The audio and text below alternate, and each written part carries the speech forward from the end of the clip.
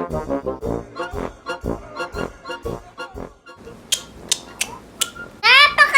na rin bahay na ire.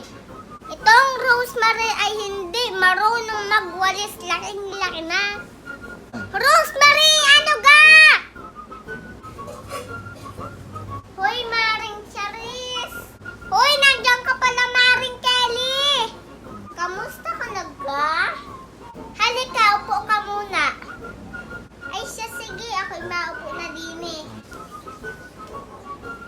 Maring Kelly, kaya ka pumunta dito, bayarin mo na ako. Mare, ako may sadya talaga sa iyo.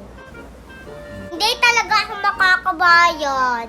Ay, hindi ako papayag. Dahil ako yung nagpakulay na ng buhok eh. Ito naman ay napakamahal dun sa salon. Tagal na noon. Ay, pasensya ka na. Hindi ka pa rin nagbabayad. Ikaw ay nakaloan na sa card. Ako hindi mo babarayan. Maling-mali. Marian, ako nang gayan. Ay, kung ayaw mo magbabayad, at sa barangay na lang tayo mag-uusap.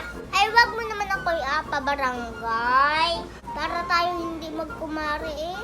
Ikaw ay lumayas-layas dito. Baka ikaw ay may mapalapak sa aking aso. Wag naman gayon. Ako ay apalapa mo naman ako sa aso mo eh. Ako'y nakikiusap na ako'y ipagbigyan mo sa isang taon na kita'y babaraya para kay hindi babayaran eh. Nung ikaw ay nangutang sa akin, siningil baga kita? Hindi, diga? Tapos ako ay sisingilin mo.